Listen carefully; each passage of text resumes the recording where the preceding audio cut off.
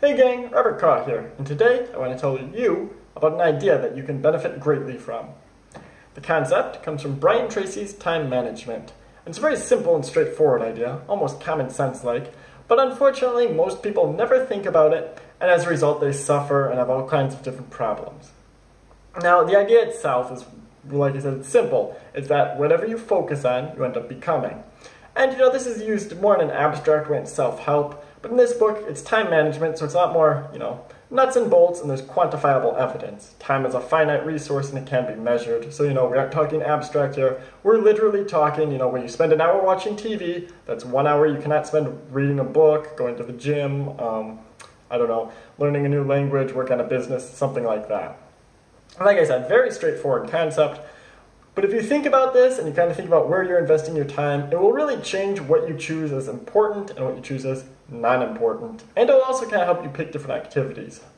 Just to give you an example of this, and this is what I'm very familiar with because I do writing and I get asked about this a lot, like how do you become a writer or something like that? Well, the answer is very simple and once again, common sense like, but unfortunately most people don't realize it. It's you write every day, write 1,000 words a day, write 3,000 words a day. If you write 3,000 words a day, you'll have written 1,000,000 words a year, and with 1,000,000 words a year, you're going to produce something of value, And you're also going to just hone your craft. But most people, a lot of people want to be a writer, but instead of actually writing, they spend their time arguing on forums, trolling Twitter, goofing around on YouTube, just horsing around in general. And not just for writing, but pretty much any activity has this. Business has this a lot with these sort of, the entrepreneurs. They always go on forums or they send emails all the time to different people asking how to do basic things, stuff like that. Or they read a bunch of blogs, whatever. They're wasting their time. Or fitness has this with people arguing on, bodybuilding.com or whatever. You go on there and they're arguing over like Drake's glutes or, Hugh Jackman's calves or something. Or what was the one? Muscle mass on clavicles or something. I don't know, they always have stupid things and, they're not working towards a goal. They're wasting their time just sort of sitting around goofing off. You might have this problem, you might not. I know a lot of you watching this have your stuff together and you're very focused on a goal. And that's where the sort of second part of how you're investing your time comes in. Even if you have your main thing going on, there's always a little way to squeeze out some extra. To give you an idea of this and to sort of make it more understandable, I guess, I do writing and copywriting. I do okay for myself, I suppose. But when I do my stuff, when I'm done with it, I just have free time then. And usually I use it to, goof around. I go for coffee, I read a book. A lot of times I'll just watch YouTube or play video games or something like that. Not the best use of time, right? So what I ended up doing after I read this book, time management, we'll plug it one more time, was the fact that I decided I'll take 1 hour that I would spend video games, YouTube, whatever, and I'll put it into looking for some side work, writing, for just jobs that pay about $50 an hour.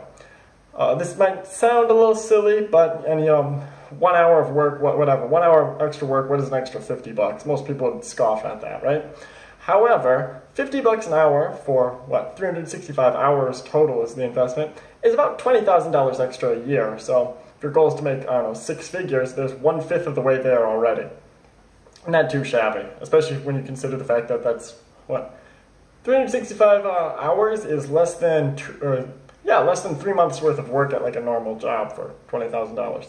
And maybe you don't necessarily want to be a freelance writer or want to do business stuff, but you can still use this somewhere. Maybe you want to learn a new language, you want to, play guitar or something. If you find 1 hour of your time that is being squandered somewhere else, Twitter, YouTube, entertainment, horsing around where it doesn't have anything productive going on, and you just take that 1 hour and implement it into whatever you want to learn, you're going to see some tremendous results within the end of the year. It's a trickle-down effect, but it will happen. If you practice guitar for an hour a day, you can end up with 365 hours of guitar under your belt, and you can be that much closer to being, a master guitarist. So, that's just something to think about, I guess. Like I said, I don't know, the book itself, it's very concise and stuff. You don't necessarily have to read it, but that's just the key feature of the book, the key idea sort of that I took away from it. And, just try it out sometime. You're going to benefit a lot if you do. Anyway, talk to you next time. Robert Kaw. See you later.